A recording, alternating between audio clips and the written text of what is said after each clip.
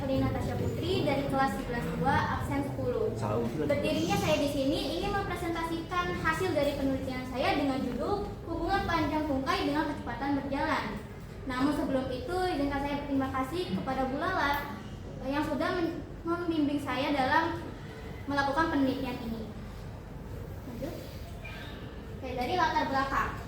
Berjalan merupakan aktivitas yang dilakukan untuk berpindah dari satu lokasi ke lokasi lainnya. Gerakan ini melibatkan koordinasi otot, sendi, serta sistem saraf untuk menjaga keseimbangan ketika berjalan. Dalam konteks biomedika, siklus berjalan terdiri dari fase tumpuan, yakni ketika kaki menyentuh tanah, dan fase ayunan ketika kaki bergerak maju di udara. Aktivitas berjalan berkaitan dengan jarak dan kecepatan.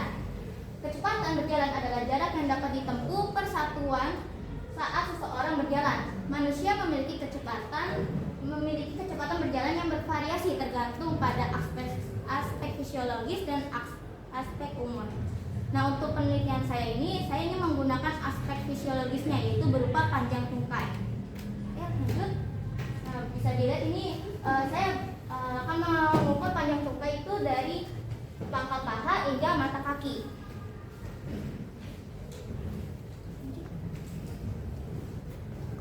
Rumusan masalah. Berdasarkan dari latar belakang saya tadi, berikut rumusan masalahnya, yaitu apakah hubungan yang signifikan antara panjang tungkai kaki dengan kecepatan berjalan. Tujuannya, 1. Yang pasti itu memenuhi nilai mata pelajaran matematika wajib. Kedua, membuktikan hubungan panjang tungkai dengan kecepatan berjalan. Yang ketiga, mengetahui proses dan menganalisis tentang persamaan regresi. Lalu ada manfaatnya, yaitu menentukan hubungan kuantitatif antara panjang tungkai dengan kecepatan berjalan menggunakan model persamaan regresi.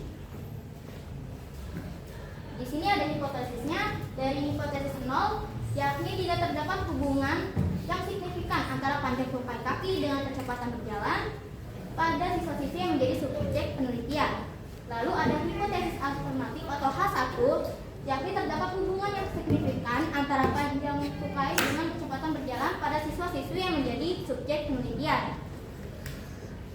Oke, masuk ke ruang lingkup penelitian. Pertama, topik yang diteliti adalah hubungan panjang tungkai dengan kecepatan berjalan. Kedua, subjek penelitian yakni siswa-siswi kelas 11 SMA N13 Jakarta dari kelas 11-1 hingga 11-8, kecuali kelas saya sendiri yakni 11-2. Lokasi di Sekolah MAN 13 Jakarta. Waktu penelitian sekitar dari bulan April hingga awal Mei.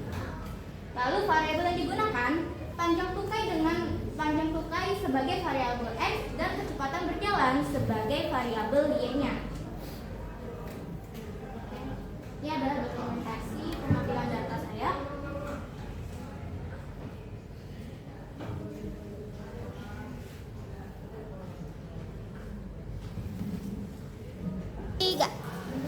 Oke, lanjut. Berikut adalah dokumentasi. Oke, lanjut. Ya. Berikut adalah dokumentasi saya dalam pengambilan data.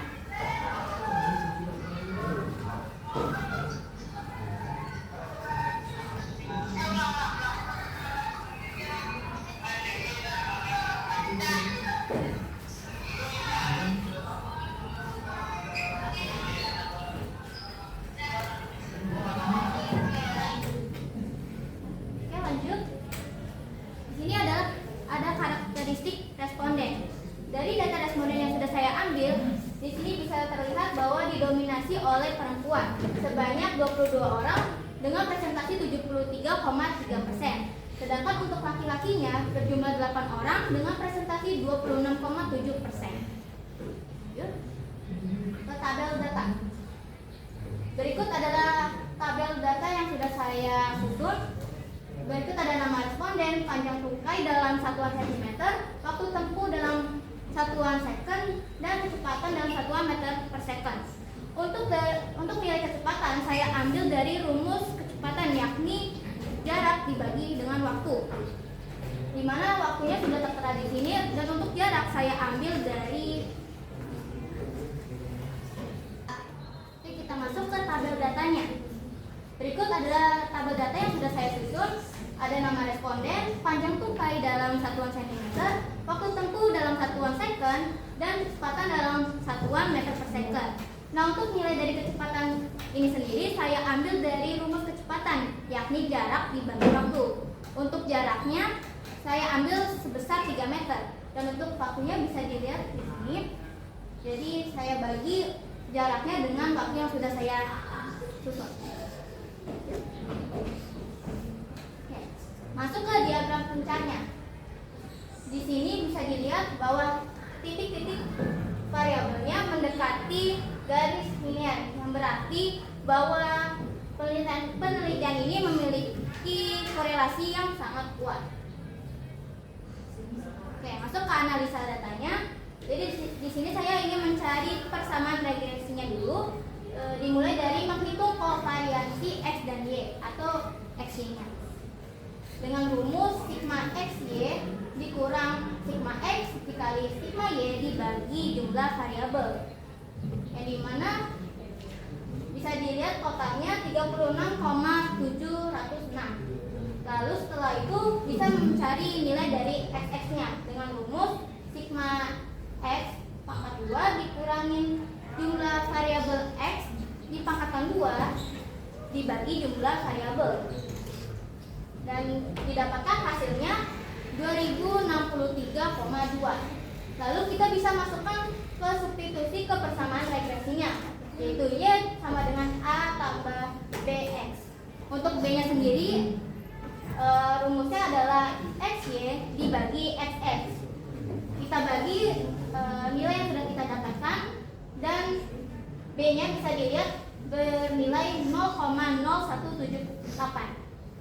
Lalu setelah kita mencari B-nya, kita bisa mencari A-nya dengan rumus Y bar dikurangi B kali X bar.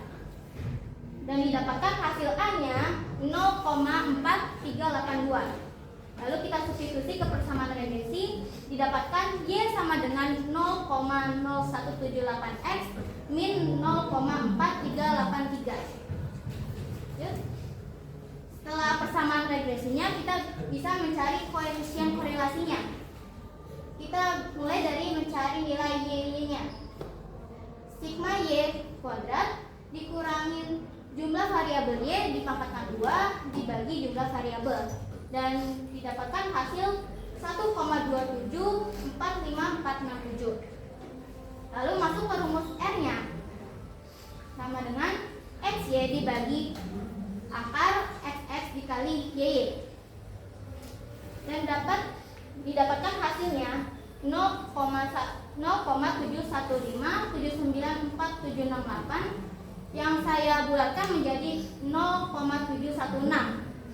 Lalu bisa kita cari koefisien determinasinya dengan mempangkatkan 2 hasil dari R-nya itu.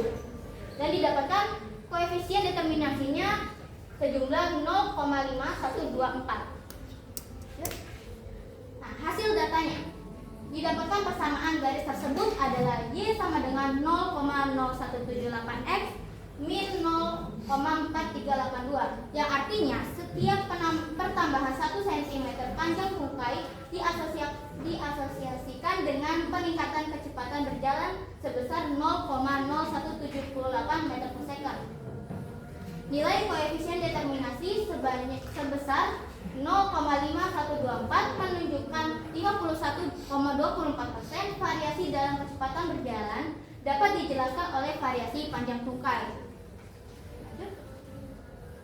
Kesimpulannya, terdapat hubungan positif antara panjang tungkai dan kecepatan berjalan. Artinya, semakin panjang tungkai seseorang, cenderung semakin tinggi kecepatan berjalan yang dimilikinya.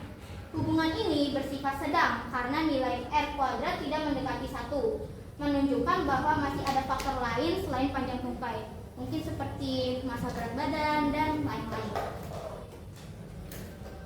Sekian dari presentasi saya, kurang lebihnya mohon maaf. Wassalamualaikum warahmatullahi wabarakatuh.